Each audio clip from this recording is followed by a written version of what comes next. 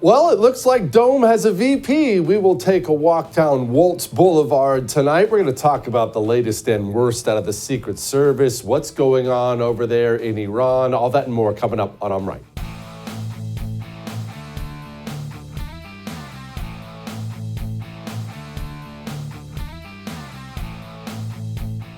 Well, politics is interesting, isn't it? I was thinking about this morning because the news of the day is Dome picked her VP. It's Tim Walz, Minnesota Governor, and we have Liz Collins going to come on in a few. She's an expert on it. We'll talk to Liz. But I was just thinking about this. I was taking a step back and I was listening to something on the radio on the way to the studio, and they were talking about Waltz and how far left Waltz is, and so I was just processing this. Walk with me through this.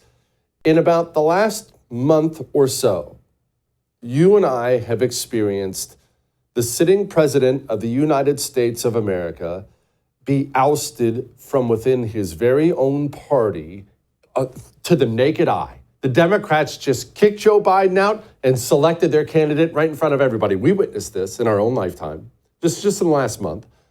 They tried to murder Donald Trump. They shot him in the ear, almost blew his brains out. He was the Republican nominee, but not quite yet, and they just tried to murder the man. Somebody did. And now we see the Democrat nominee, Kamala Harris, make the dumb political move to shun Josh Shapiro of Pennsylvania in favor of Tim Walz of Minnesota. And before we go into the Waltz thing, let's just explain really quickly why this is so out of left field and bizarre. Remember, you're not expecting the vice president, whether you're Republican or Democrat, you're not expecting your VP pick to win the race for you. The race is never about the VP pick. Okay, it's just not. But you're expecting the VP pick to help a little, fill in some gaps you might have. Remember, why did Obama pick Biden in the very beginning? They had no relationship whatsoever. They didn't even know each other. If you're Barack Obama, why would you pick Joe Biden? He was a famous idiot even back then. Well, Joe Biden had been in the Senate for 8,000 years, foreign relations, things like that. Barack Obama had just gotten to the Senate, had no experience, was thought to be too young. Joe Biden's white. Joe Biden had a bunch of foreign policy experience. Obamas were worried about the black thing. Joe Biden, he didn't win the race for Barack Obama, of course not, but he filled in some gaps. Well, Joe's there, right?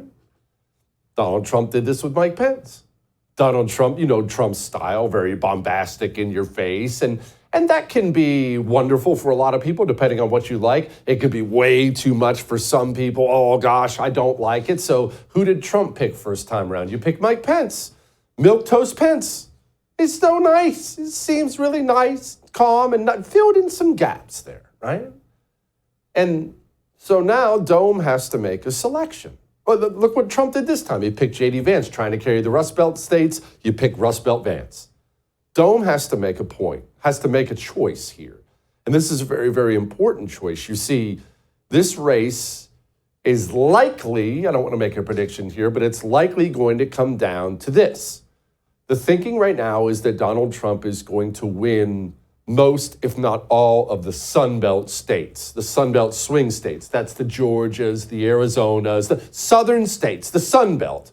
Those are normally swing states. Trump is up comfortably in most of them. Don't want to count my chickens. But the thinking is Trump is going to win the Sun Belt states. From there, if he does win all the Sun Belt states, he needs to win one of three: Michigan, Pennsylvania, Wisconsin. Michigan, Pennsylvania, Wisconsin. He doesn't have to sweep them, but he's going to need one of them. That looks like a tough hill to climb. Which brings us to Pennsylvania. Josh Shapiro, look, I can't stand Josh Shapiro. I'm not a Josh Shapiro fan, but Josh Shapiro is a popular man in the state of Pennsylvania. He is not poorly thought of there. Dome is not popular in Pennsylvania, not outside of the really radical circles. She needs to carry Pennsylvania. Why not grab Shapiro? He made all the sense in the world. Plus, she has this really far left voting record, far left record on video. She's getting bludgeoned by Trump every day now, blasting away at this stuff. Of course you would pick Josh Shapiro, right? He's the no-brainer. But no, they picked Tim Walz from a state Democrats were always going to win anyway. They were always going to win Minnesota. Tim Walz brings nothing to the ticket except for, well, this stuff. Don't ever shy away from our progressive values. One person's socialism is another person's neighborliness. It's done. A packed room at the St. Paul Armory erupted after the governor's signature made driver's license for all the law of the land. He talks about this wall. I always say, let me know how high it is. If it's 25 feet, then I'll invest in the 30-foot ladder factory. That's not how you stop this. Should cities be allowed to be sanctuary cities? Yes, local control. A society that does not put equity and inclusion at the center of it is certainly going to eventually come to the places where we're at. All right, ready. Whoa, wait a minute.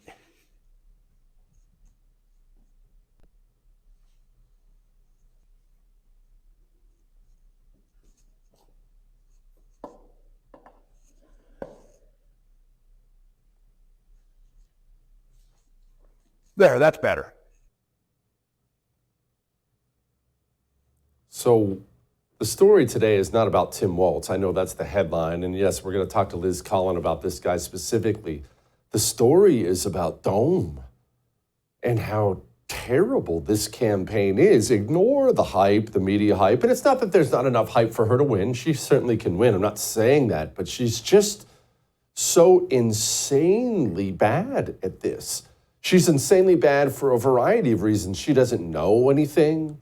She's insanely bad because, again, this is a woman who's really, her only principle really is ambition. That's why there's so much horrible video of her out there, like this little tidbit of her. Remember when Minneapolis was burning down? But they're not going to stop. They're not going to stop. And this is a movement, I'm telling you. They're not going to stop. And everyone beware, because they're not going to stop. They're not going to stop before Election Day in November, and they're not going to stop after Election Day. And that should be, everyone should take note of that on both levels, that they're not going to let up, and they should not. And we should not. Those St. George Floyd riots are not well thought of, and there's all this video of Dome out there being a nut job. And look, let's go back to the Shapiro pick. Let's just cut right to it. Why did they not choose Shapiro? He's Jewish. That's where we're at. Democrats have such a pro-Hamas problem now from within their own party of demons that Josh Shapiro, the no-brainer pick, was rejected because he's a Jew. This is just process. We've witnessed all this in just the last month. Joe Biden pushed out. Dome handpicked. A radical communist picked as her VP. Trump almost assassinated. Josh Shapiro rejected openly because he's a Jew. These things are happening not just in our lifetime. Right now, this campaign cycle is wild. And again, back to Dome. There's so much video of her out there running her mouth, saying things that are unpopular with independents because Dome says whatever she has to at whatever given moment in order to be popular. You know, we have to stay woke. Like, everybody needs to be woke. And you can talk about if you're the wokest or woker, but just stay more woke than less woke. Yeah. And the laughing. And now she has get this, wrap your mind around how insane the Kamala Harris campaign is. She has a website. Every campaign has a website. Everyone has a website now. She has a website, and always, candidates have their positions on the website. And oftentimes, I'll be honest with you, they're vague. That's what politicians kind of are. They want to make sure everyone can read whatever they want to read into it. Kamala Harris doesn't have a positions page. The Democrat nominee for president, the lady who might be our next president in about 3 months, doesn't have a single position laid out. because she's taken every position under the sun. In fact, you might call her the position master. Dana Bash was interrogating somebody on it.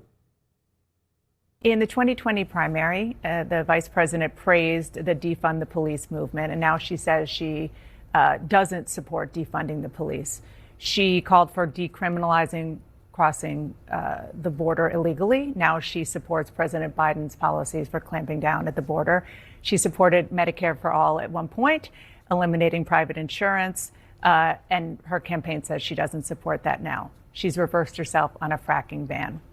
What do you think that voters should think when she's reversed herself on several issues just in the last 4 years? I think that voters should think that she's a human being who learns new things every single day. So no concern about flip-flopping? No concern about flip-flopping. This is a part, our country changes every single day. The conditions of our country changes every single day.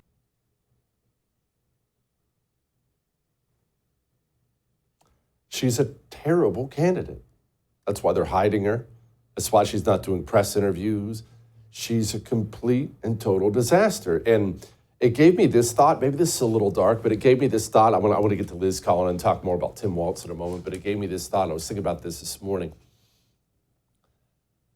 If we lose, God forbid, right? But if we lose to this commie hag and now her dirtball commie Governor Walz out of Minnesota, if we lose to these people, no positions, communist positions, flip-flopping, no personality, if we lose to these people, maybe we're at a point where we can't win national elections anymore. Because if we can't beat Harris Walz, all that may have made you uncomfortable. But I am right. Tim Walz makes me uncomfortable. I bet he makes Liz Collin uncomfortable. She's a reporter who's had to live under the Walz regime. So maybe you don't live in Minnesota. Maybe you're not familiar. Liz is. We're going to talk to her about him in just a moment. Before we do that, I want to talk to you about waking up in the morning. Not sleeping. I want to talk to you about waking up in the morning. You see, I could tell you about how dream powder from Beam helps you sleep. And of course it does. But that's not what's great about it. It's really, really not. Yes, it puts me right to sleep. I just kind of drift off to this peaceful sleep. Not like I'm dying, knocking out. I'm just tired and I just go to sleep. That's not what makes it great. You take a million things to help you sleep. It's the waking up that matters. You know that wake up when your eyes feel so heavy, like they weigh, like your eyelids weigh 5 pounds apiece because you took something to sleep. And you know you need about 5 more hours of sleep to get rid of all that crap. You don't feel like that when you drink Dream Powder. It's a cup of hot chocolate. Yummy cinnamon chocolate, hot chocolate. That's the flavor I like. It's a cup of hot chocolate before bed. What's more pleasant than that? I sip it, brush my teeth, lay in bed, and I go out. And when I wake up, I'm ready to go. That's the difference. You want 40% off? Isn't that ridiculous? Shopbeam.com/Jesse Kelly. We'll be back.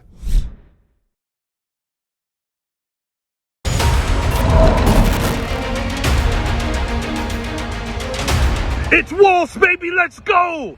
High school teachers stand up, public education stand up, educators stand up, young people stand up, working class people stand up. It's Walz, baby, let's go! Tim Walz in the building! Time to win in November, y'all. Let's go, all hands on deck. No staying at home. Let's go! You know, caffeine isn't for everybody. My father-in-law, he can't do caffeine. When he has coffee, he's got to do decaf. You know why? That video is why right there. Joining me now, Liz Collin, journalist, Alpha News, one of the few journalists left in this freaking country. Okay, Liz, the story today is not about that freak on television who needs to switch to decaf. The story today is about Tim Walz, governor of Minnesota. I don't live in Minnesota, Liz. I visited several times, but I don't live there. You do. What kind of governor is this? Yeah, this will by far be the most radical left ticket that this country has ever seen. And there's a long laundry list as to why, as to things that Walz has done under his watch. here in Minnesota. Now, no doubt about that. I know I've been on before, Jesse, but just to remind folks, put out the documentary, The Fall of Minneapolis, thefallofminneapolis.com. It's a free documentary. I encourage people to watch. Walz plays an integral part in that, just his own words, things that took place during the George Floyd riots in May of 2020. He stalled in calling in the National Guard. So instead of getting this under control, he helped to fan the flames. Destroyed or damaged 1,500 businesses, $500 million in damage, police department that has dwindled by nearly a half. Not only that, though, we have some of the most radical abortion laws in the state of Minnesota. We're considered a trans refuge state. Kids can go ahead and change their gender here without parental permission if their parents refuse to give them so-called gender affirming care. We've had $250 million in fraud alone under what was known as the Feeding Our Future scandal under Walz watch. The largest COVID related fraud in the country. That's right here in Minnesota. Again, I could go on and on about many highlights when it comes to this guy. Liz, if you wouldn't mind, I want to stay focused on the St. George Floyd riots. Of course, you did make that wonderful documentary. We've talked about it before, but I want to focus on Walz. I got to remember to call him Walz and not Waltz. Walz in his role in all this, because he was far from just sitting on the sidelines quietly. He was pom-pom waving for these people, wasn't he? Oh, absolutely. There are many press conferences where he talked about, this is righteous anger, encouraging these groups to basically continue what they've been doing, making this all about, race from the beginning, when we know that race had nothing to do with this. And why then, under his watch, did they go ahead and hide the body camera footage from all 4 officers that were there that day? That's never happened in Minneapolis history. We also know that the Minneapolis police chief called in the FBI that night of once Facebook videos started circulating, and Walz was privy to all of that information as well. So he not only delays the response of the National Guard by several days. Finally, the rioting gets under control once they are called in, but then he refers to them as 19-year-old cooks. What are 19-year-old cooks going to do? When they come to Minneapolis to set up to protect people's homes and businesses. So really quite wild, the things that continue, frankly, to come out of his mouth. I know we've been busy over at Alpha News just trying to keep up with some of the radical things he continues to say. You have been busy over at Alpha News, including reporting on pandemic fraud. What was this about? Yeah, so this is that $250 million price tag. So basically, this is some sites that were set up fraudulently all across the metro area here in the Twin Cities. And basically, people submitting for reimbursement for meals that were never served from these sites. They were saying they were serving thousands of kids during COVID at different sites. Well, that wasn't happening. Instead, they were pocketing this money from the state and federal government and buying homes and boats. Really quite wild. Nearly 70 people were charged in the wake of this fraud, and some have now been sentenced. The first round of trials took place. During the trials, I should mention, somebody went ahead and bribed a juror, left a bag of money on their front door. These are things that you can't even make up, that have happened all under Walz watch. Okay, Liz, I want to ask you, you brought up the National Guard. I want to ask you about Walz's National Guard history, because stories are circulating today. I'm sure you've read them. Heck, it's you've probably reported on them, about Walz when his National Guard unit was about to deploy to Iraq. What did he do? Yeah, so this came up back when he was running for re-election as governor, and I think Alpha News was the only outlet to even report on this. And his unit has been trying to get attention about these lies that Walz told even back then. But this is back in 2005. He was about to be deployed to Iraq. He was the highest-ranking non-commissioned officer in his unit, and he's given the role of a command sergeant major at that time. Well, about 6 weeks after getting word that he was to be deployed, he decides to retire. So leaving this unit before their deployment. So I spoke to the man who took his place, Command Sergeant Major Tom Behrens, about all of this a couple years ago. And he tried for years to get the media's attention because Walz was using the Command Sergeant Major title in Congress, in a lot of his publications when he was running for office and whatnot. And he says, this is stolen valor. He never earned that title. He left his unit. What kind of leader does that? So finally, it does seem that Walz has backed away from that title, but this went on for years as this group from his unit has become more and more vocal to say he's never been a command sergeant major. And even in his paperwork, it does show that he was reduced to an E8 master sergeant, and that's how he retired from the National Guard. So there are just so many lies when it comes to Governor Walz. But sadly, we have a media in Minnesota that doesn't really call him on any of this at all. You have these guys from this unit that wrote to the Star Tribune and tried to talk to these network reporters, and none of them were interested in this story at all. Liz, how does this guy get elected in Minnesota? Now, I understand Minnesota's not a red state, probably not even a purple state, but it's not freaking California. It's not Connecticut. It's not that. But this guy's on camera praising socialism. How does he get elected? It is amazing. He's a bit of a chameleon. I think that has shown. He's not from here. His wife has ties to this area. He left Nebraska after getting a DUI and lying to the police, going nearly 100 miles an hour, saying he was deaf in one ear. There's a long story about all that. So he was fired as a coach and educator back then after, I think, blowing a .12 during that DUI, and then having to kind of start all over in Minnesota, where he was an educator in Mankato. It's interesting, even his congressional district, this area that covers Mankato, where he was a teacher for nearly 20 years, did not vote for him again as governor, because they got to know him and they were sick of, how he would flip-flop and, just be this different person. So in many ways, this pick does seem to make sense because he has been manipulated before. I don't think really anybody knows who the real Tim Walz is. I think you're right. Liz, thank you so much. Please join us again soon. I appreciate you. All right. We haven't forgotten about the attempted assassination of Donald Trump, kind of a big deal. The failures of the Secret Service, I guess we'll just be nice and we'll call them failures for now until we know more. Susan Crabtree has been all over this stuff. We're going to talk to her about that in a moment. Before we talk to her, I want to talk to you about putting your money where your morals are. Now, the corporate world is involved in the culture war. And they're not involved on our side for the most part. They're against us. And it's the biggest corporations. That's what makes our struggle so hard. It's the biggest companies.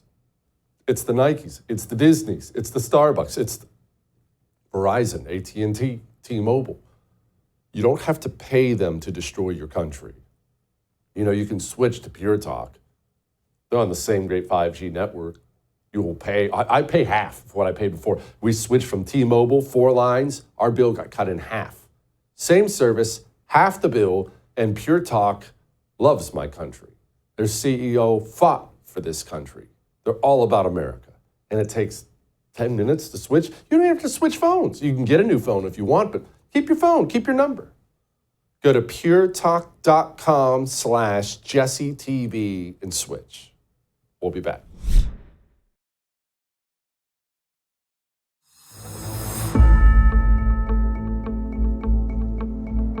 Let's talk about the Trump assassination attempt. I know the national media would like to move on for various reasons, but we're not moving on because I have many, many questions about what happened that day. Failures, was this nefarious? I don't know. Let's talk to Susan about it. Joining me now, Susan Crabtree, Real Clear Politics national political correspondent.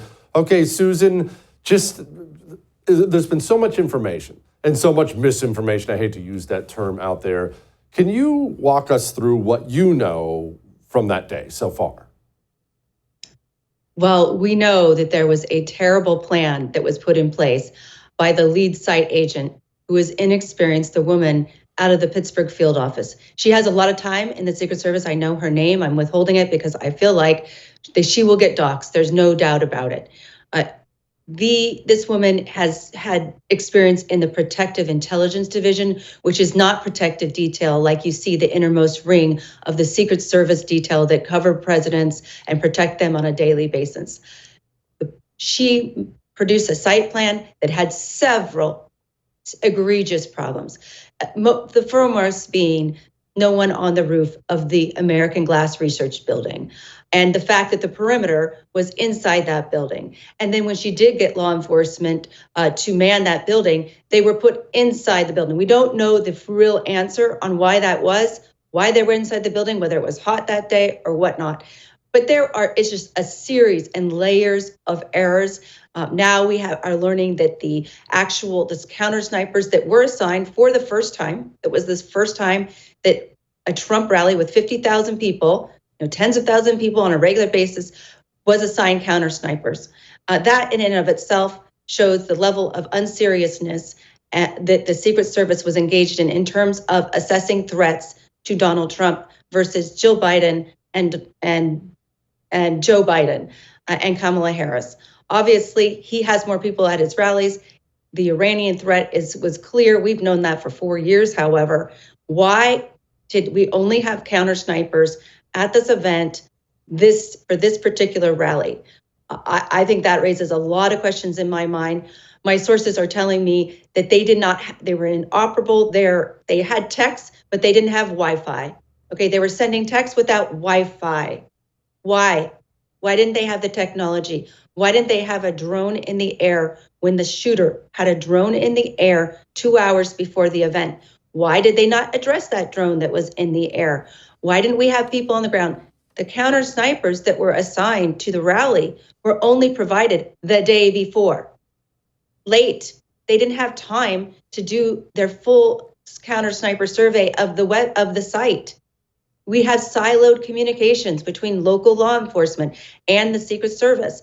I am told that the command centers, obviously we learned this from Director Rowe the other day, the command centers were separate. They had separate command centers.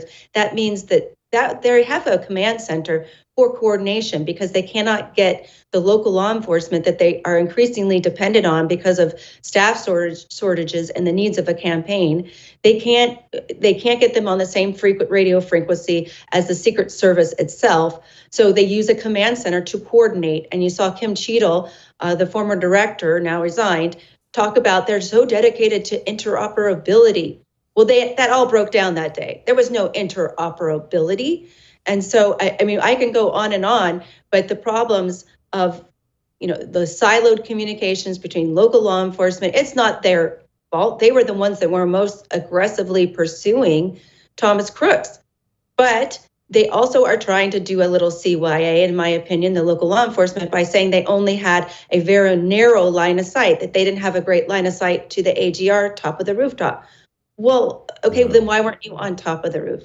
I mean, Josh Hawley says it's because it was hot, that he has a whistleblower telling him it was hot that day. Now, there are multiple layers of problems that happened that day, and it doesn't instill confidence as we move forward in this campaign. And that's what a whistleblower came to me and emailed the entire uniform division about, that he does not have confidence that there will not be another assassination attempt before November, sadly enough. Susan, could you touch on Kim Cheadle and the bag of cocaine found in the White House? This story is just insane to me. What happened? Yeah, I've been working on this story since May. There was an episode that we had some warning signs that there were some problems within the Secret Service, but it was more DEI oriented. There was a breakdown of a woman agent who had a mental breakdown at Joint Base Andrews before Kamala Harris was going off to an event. And Joint Base Andrews, as you know, is where Air Force One and Air Force Two are housed. And, so that I started working on this story back then because whistleblowers came forward to me. And they've confirmed it time and time again. As I've looked into this, Director Cheadle wanted the cocaine evidence destroyed. Normally, I'm told within the Secret Service culture, it is not a big deal to destroy drugs. They call it contraband when they find them on the protective detail of presidents, vice presidents, families. That has happened many, many times in the past. They just flush it down the toilet. But in this case, it came to light because it was not the protective detail that surrounds the innermost ring of the president's security. It was a uniformed division, and they are like foot soldiers to protect the White House grounds.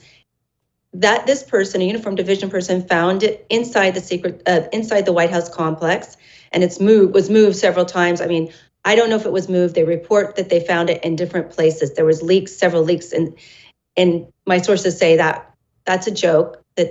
That was not true. That where they ended up saying it was discovered, but she wanted it destroyed, and that's normally the normal operating procedure. But it got out because the uniformed division person who found this whoever decided once it went up the flagpole of leadership, they would call the fire department, the Metropolitan Fire and EMS department, and they evacuated the White House complex.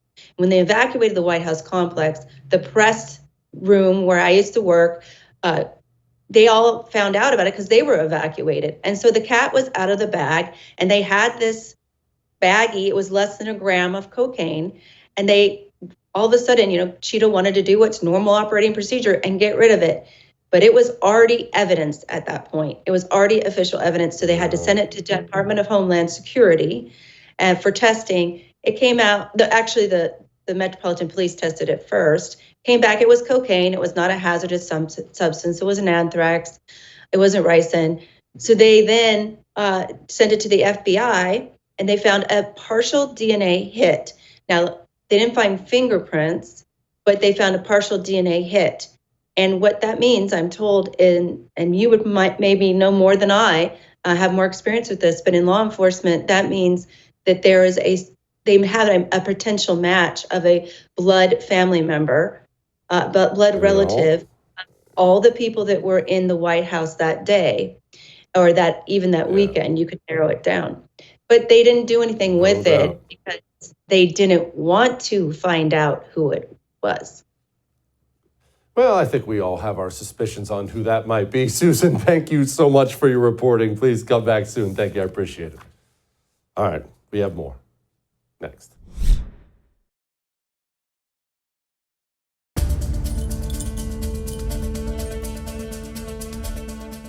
Well, we shouldn't ignore everything that's happening over in the Middle East right now. It is a mess. It's ramping up, I think, but I never know what to believe. Remember last time Iran said they were going to go kill all the Jews or whatever they said. They're always saying things like that. They fired a couple missiles, didn't really hurt anybody. A couple people got injured, if I remember right, and then they just kind of moved on.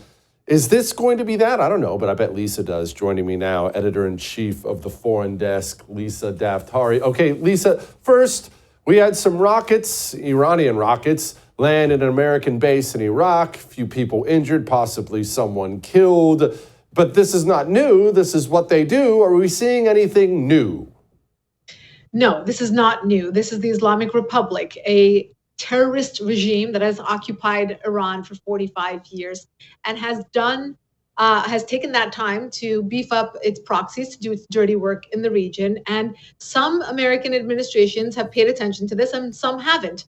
The one that is currently in the White House has not. Not only have they not paid attention to it, they have actually emboldened them and given them up to $100 billion in terms of allowing them to make oil sales and taking off important sanctions, not wanting to curb them. Everything we're seeing in terms of the war in Israel, whether it's Hamas attacking Israel on October 7th, the tunnel systems that they have built, looking at the weapons that Hamas has. Now let's go to the north in Lebanon, where you have Hezbollah, with it being a more well-endowed terror organization with up to 50,000 fighters, up to 150,000 missiles, short, medium, long-range missiles, drones, etc., all paid for by the Islamic Republic, the regime inside Iran. Where did they get that money? Well, at the last 4 years or so, the Biden administration has been extremely lax. They have removed vital sanctions from them. They have allowed them to sell oil to partners like China, Venezuela, weapons to Russia, to North Korea, and therefore we are where we're at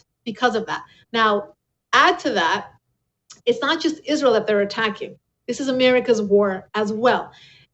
the Houthis are shooting down at U.S. vessels, European vessels in the Red Sea. They are attacking with their insurgencies in Syria and Iraq against U.S. assets, as we saw as the Iraqi base was attacked. All of this. I mean, we could go on and on about this, but the bottom line that American voters should know is this: foreign policy has never mattered so much in a U.S. election. This is, and I'm writing an op-ed about this that will probably go live tomorrow. This is not an election on specific policies. This is an election on ideology. Where do you want this country to go?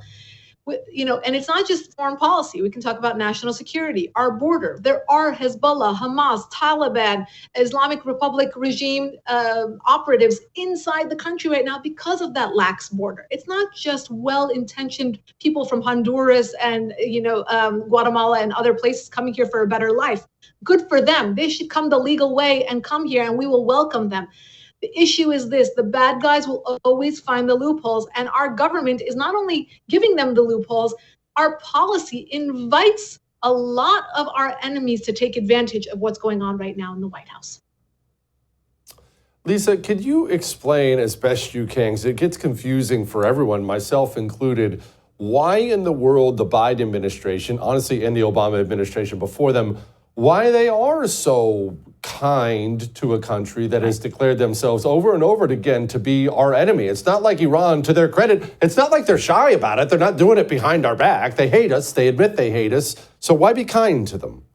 Right. It's the $100 billion question, right? The amount of oil that the Islamic Republic is selling. It truly is the question.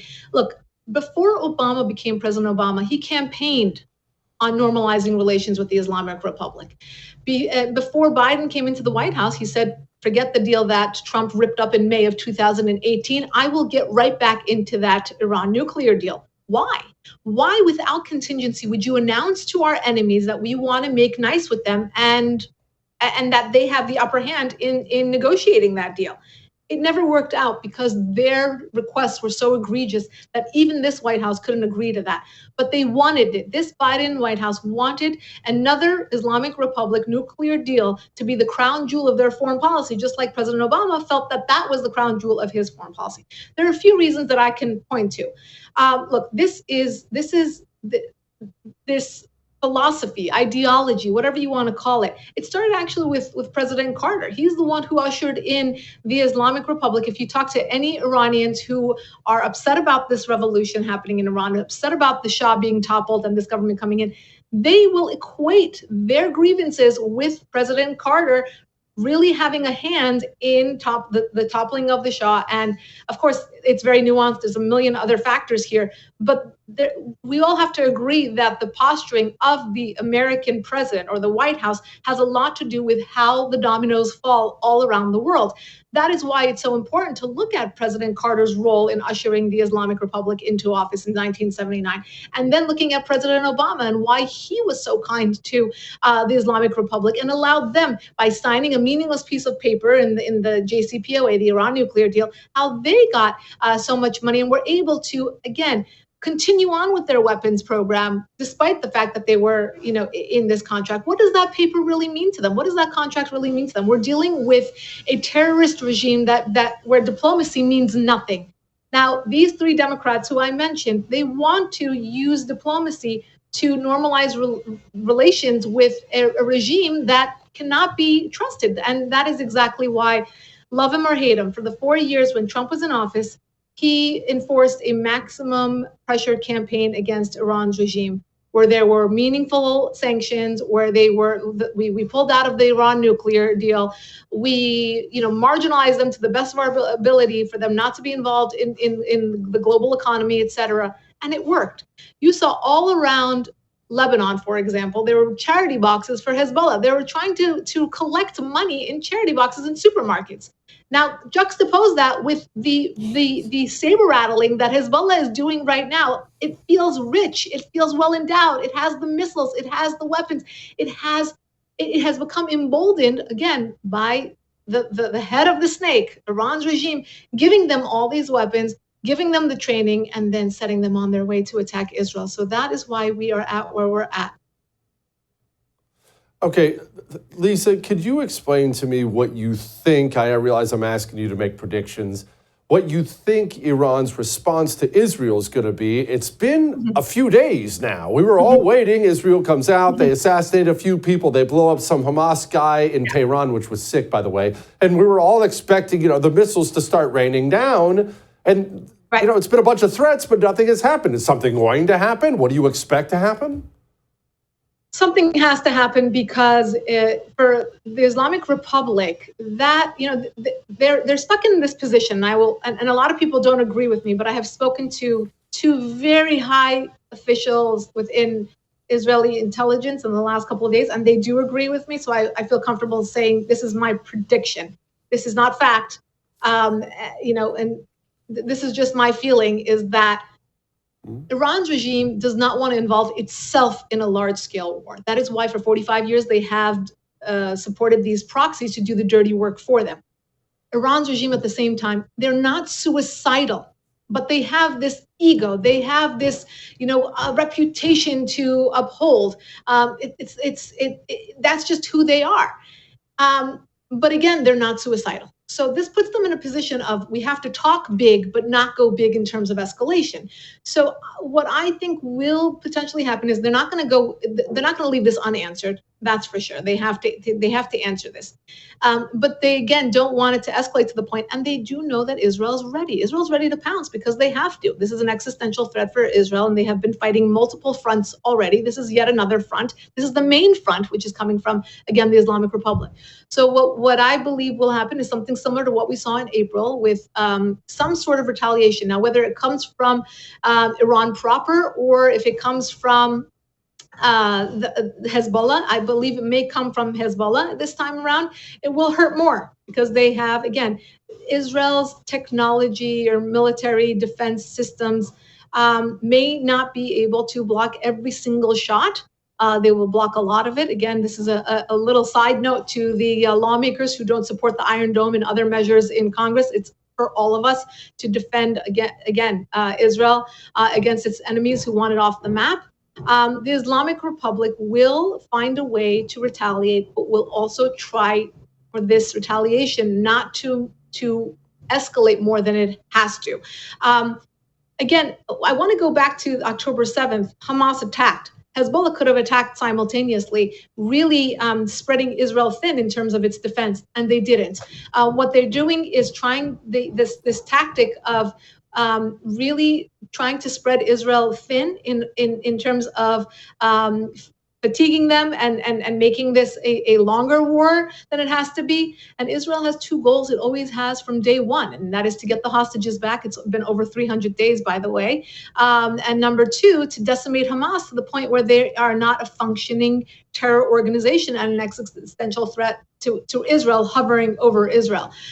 So to that end, they have not gotten all the hostages back. Many of them have been killed, and they haven't been able to come to an agreement. So, crazy times. I know the people who are on the streets of the United States and Europe yelling ceasefire, ceasefire are no longer yelling ceasefire because they know it's in Hamas's hands. There will not be a ceasefire because of Hamas, are now just saying, death to Israel and, death to Zionists, and the Jews must be killed wherever in the world that they are. All the masks are off, not literally because they still wear masks because they are cowards, and they come onto the streets and onto the university campuses and do say all these things while burning American flags at the same time. So again, brings me back to my initial point. This is very ideologically driven, whether it's in the United States or in the Middle East. And really, there's two sides to it. Either you're with the terrorists or you're against them. So choose wisely. Lisa, thank you, ma'am, as always. All right. We have Light in the Mood next.